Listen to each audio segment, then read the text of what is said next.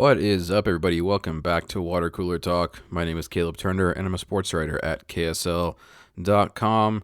It is Sunday, November 9th, and we're coming at you with another recap of the week's happenings, the events, the games, everything that went down here in the state of Utah as far as it goes with sports to get you ready for those conversations at the office on Monday with your family, with your friends, wherever it may be. We're getting into the holiday season, starting to see some Christmas lights, some Christmas trees popping up. Thanksgiving, got to get through that first, right? Coming up later this month, and then we get into Christmas. We're getting into the fun time of the year. Maybe not so fun for some people, but a lot going on. Nonetheless, a lot of chances to both watch and talk about sports over these next couple months. And once again, a lot happened just this last week, so plenty to talk about. I think we have to start, however, with the end of the big streak for the BYU Cougars. That 8-0 start to the season coming to an end for BYU at the hands of the Texas Tech Red Raiders out in Lubbock, down in Lubbock, possibly in the Panhandle out there in Texas. It was a big matchup, big game yesterday down in Texas. Early start, 10 a.m. here in Utah. 11 o'clock, a little more mid morning, a little brunch time there in Lubbock. Number 7 BYU, number 8 Texas Tech in that matchup. I guess going by the college playoff rankings now that those are out, and not the AP rankings. Because BYU was, and possibly still is, a college football playoff hopeful. This was the showdown between the top two teams in the Big 12. It is yet to be seen how many teams from the Big 12 will get into that 12-team playoff at the end of the season. But man, coming to this game, these were the two with the most likely resumes, I would say. And Texas Tech took it to them. 29-7 final score. BYU didn't even score till late. It seemed like they were going to get shut out for most of the day. And it had to come to an end at some point, I suppose, this undefeated streak. But tough to see it happen there. I guess if it were to happen, you'd want it to be to the highest ranked team that you've played so far. Maybe a bit less of an impact there, but because of the margin of the loss, unfortunately, this did still have a pretty big impact there. In the AP Top 25, we'll get the college football rankings on Tuesday. But AP at least, BYU down from 8 to 12, right there with Utah, who I believe is up to 15. So interesting turn of events there as Utah had their bye week this past week, or I guess the week that we're coming out of. We're looking at some of the top teams in the Big 12 here in the state of Utah with the Utes and the Cougars. Things just keep going for BYU after that loss. Does not get any easier with the Cougars welcoming TCU, the other big Texas school from the Big 12, the Horned Frogs, to Provo this upcoming week, Saturday, November 15th, 8:15 p.m. late kick, which tends to help out the Cougars, sometimes known as the Vampire Cougs, in those late windows. BYU currently a 5.5-point favorite there, so a little closer. It should be a good game.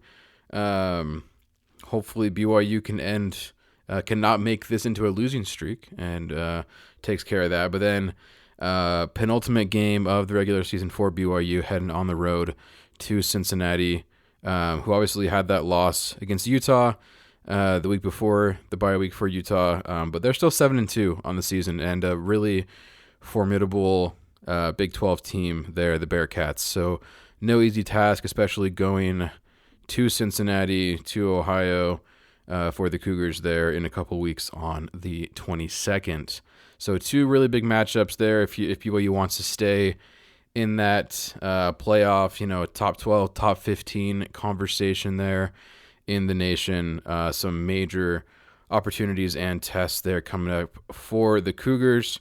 And while we're on it, we'll talk. We'll look forward to Utah's game as well. Like I mentioned, the Utes coming off a bye week, and they will head down to Texas while TCU comes up here to Provo against BYU.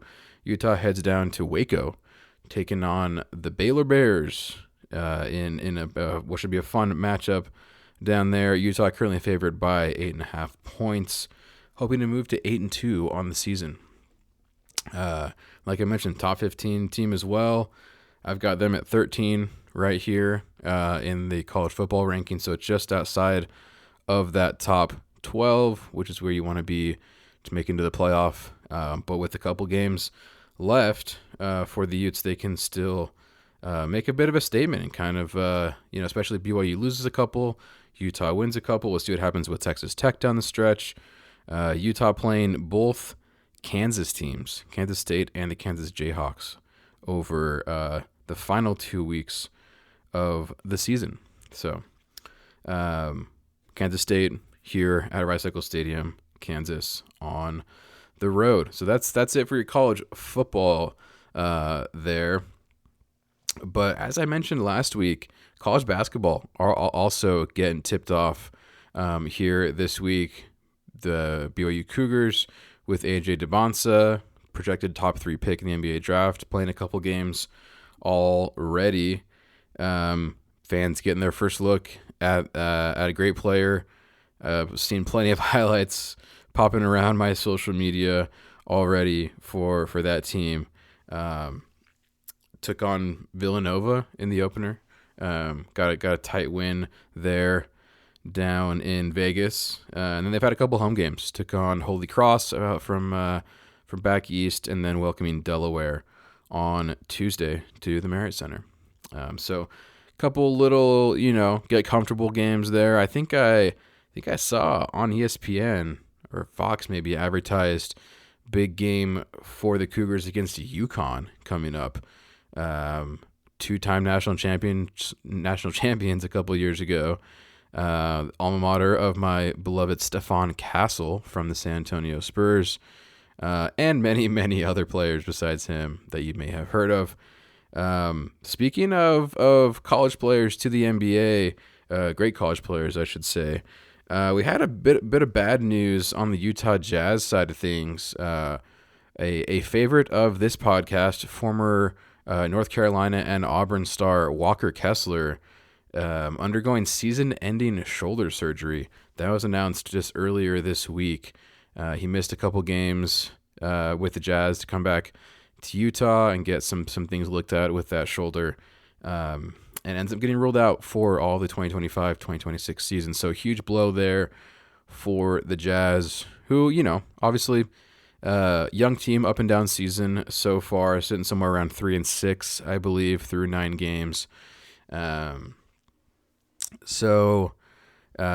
blow there, but more opportunities for some of these younger guys to step up. Taylor Hendricks, who himself came off of a really, really tough season-ending injury a year ago. Kyle Filipowski, obviously out of Duke, who's really talented there in that front court.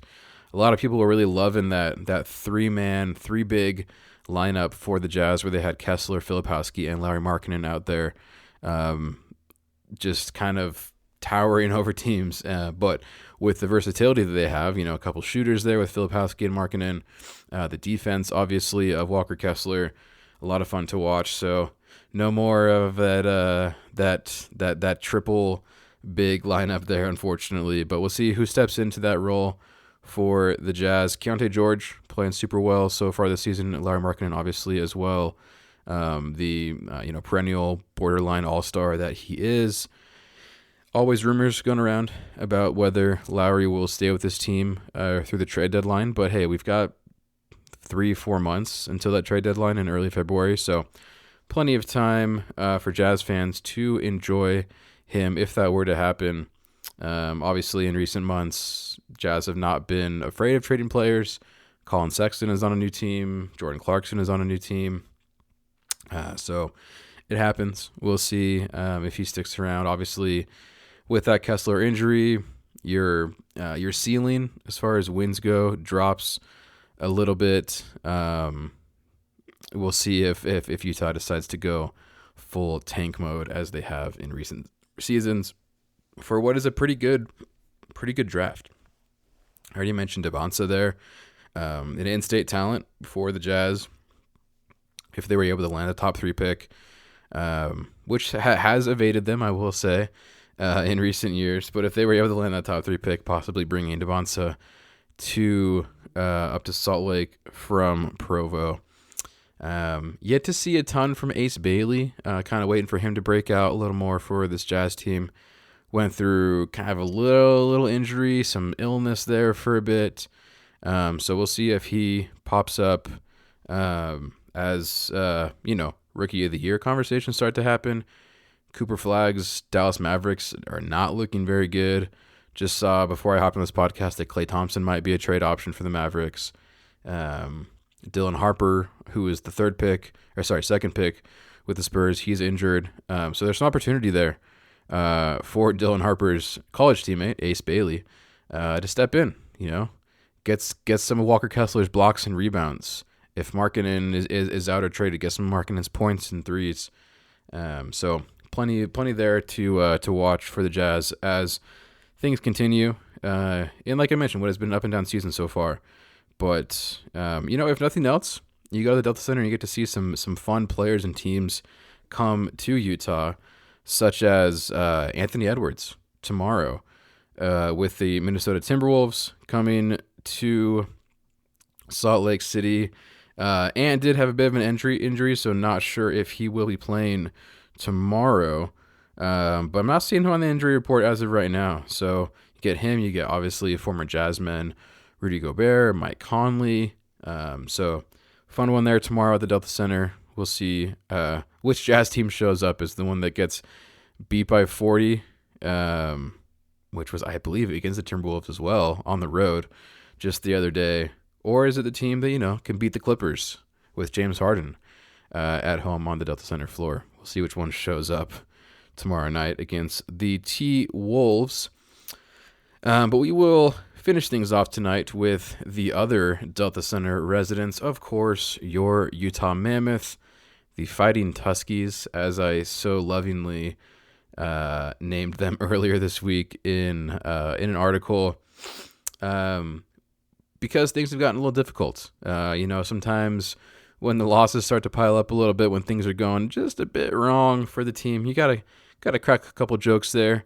We laugh as to not cry, as they say. And there could certainly be some tears and yells and frustration going on with this Utah Mammoth team right now. We talked about and covered their 7-game win streak earlier this season, which seems like forever ago now, because the team has now lost 3 in a row and 5 of their last 6 games, with the 1 win over that 6-game span being an overtime win. So, they're 1 overtime goal away from being on a 6-game losing streak immediately after being on a 7-game win streak. So not exactly where you want to be if you're the Utah Mammoth, especially, you just handed Logan Cooley a brand new 8-year contract, $10 million a year, one of the highest paid young players in the league. And to be frank, he hasn't scored in 5 games. He doesn't have a goal in 5 games, Logan Cooley. So not exactly what you want. He's young. Similar to some of these players on the Jazz team, it's a young team. Logan Cooley's 21. Dylan Gunther's 22. JJ Peterka's 23. Especially in the NHL where, players wait to come into the league. It's a little, I've mentioned before on this podcast, it's closer to baseball, where the maturation process, the adapting to the high speed of the NHL and the talent and physicality that is in this league can be tough for young guys. You would think that after a guy like Cooley scores a hat trick and then 2 goals in the opening period the next game, that he is over a bit of that adapting maturation hump. But it's growth is not linear, as RSL head coach Pablo Mascheroni likes to always say. As long as the overall net gain is positive, I think it's good, but there's going to be ebbs and flows. There's going to be rises and falls throughout. So Mammoth going through a bit of a dip right now. going through a rough stretch. The offense in particular, they've been held to 3 goals or less in their last 7 games, I believe. Haven't been able to score 4 or 5 goals. Their last game where they did was a six goal game in Minnesota over 2 weeks ago now. So, it's either they're scoring 6 or 7 or they're scoring 2 or 3. Somehow you got to find kind of that middle ground, 3, 4, 5 goals, right, with some better defense to keep some of these wins up. Obviously, it's been a tough stretch. It's been on the road that a lot of these losses have come. But that win streak, a lot of those games were on the road as well. So it's not a totally valid excuse there. Nonetheless, Mammoth have played 8 of their last 9 games on the road, with just that one home game splitting to 4 game road trips. But it's turned around. The scales always balance out as far as schedule goes. At least you would hope so. With 6 of their next 8 games at home at the Delta Center, going through that Thanksgiving holiday that I mentioned. So over these next few weeks, if you've got an inkling for some hockey, you've got some times to do it, some spots to do it there on the calendar with some fun teams coming in. Central Division, they say, it might be the toughest division in the NHL.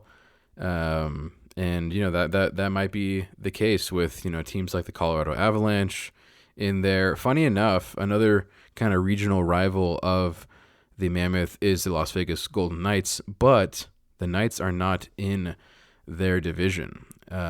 Despite two games over this next this home stretch being against the Golden Knights, they are in the Pacific Division.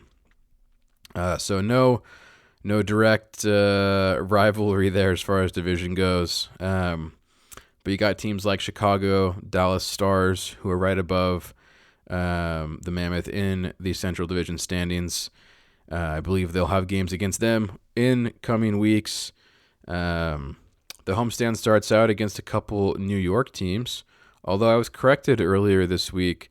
I called Buffalo New York. I said that J.J. Peterka lived in New York for 4 years when he played for the Buffalo Sabres, and somebody replied to me on Twitter saying that they would not, that's not how you say it, I guess. That if you live in Buffalo for 4 years, you can't say you lived in New York for 4 years. Nonetheless, Buffalo, technically New York State, whatever, they're coming to the center this week on Wednesday to start off that homestand for the Mammoth, followed by the New York Islanders and new hot number 1 pick rookie Matthew Schaefer coming in on Friday against the Mammoth. That'll be a fun matchup against the Mammoth rookie Dmitry Simashev, who's having pretty solid season overall. I wrote a profile story, a little article on him a couple days ago that you're free to check out if you'd like, if you feel so obliged. Just talking a little bit about Simashev's unique personality, some of his interests, hobbies. He likes to win. He's a tactician. He plays chess, but he also loves to read. He was reading a Stephen King novel to start the year, and loves Dostoevsky and Tolstoy, a couple of Russian greats there. As being from Russia, makes sense that he would like those guys. But he's also super into fashion. There was a GQ article that he was included in earlier this week. So yeah, some fun stuff with Dmitry, even when it's not all going right on the ice. Super fun guy to be around, and I think it's impressive. 20 years old, especially as a defenseman in the NHL, to do what he's doing, and he'll get to go up against an 18-year-old doing it on the Islanders with Schaefer. So that'll be a fun matchup. And then they do go on the road for a couple games in Anaheim and San Jose before welcoming the Vegas Golden Knights, who I'm going to say are a rival, even if they're not in the same division. Vegas is the closest NHL city to Salt Lake City, and they play them twice at the Delta Center this month, November 20th and November 24th. Mitch Marner and company coming in to the Delta Center. Former team of Utah defenseman Nate Schmidt, really, really fun guy. He's got a sweet mustache, a little twirling mustache growing for Movember, mustache November. as do a couple other guys on the team. So, hey, if you're joining in with those Mammoth guys for Movember, let me know. Hit us up with some pics of that sweet stash if you've got one here to scare off those relatives, those in-laws, as we head into the holidays. And some fun visits and conversations, I'm sure, for all of you. And hopefully they involve sports. If they do, hit me up with your hot takes. Hit me up with your questions as it relates to all of these fun teams: BYU Cougars, Utah Utes, Utah Jazz, Utah Mammoth, anything in between. We're here to talk about it. Appreciate you guys listening, and we'll catch you next time.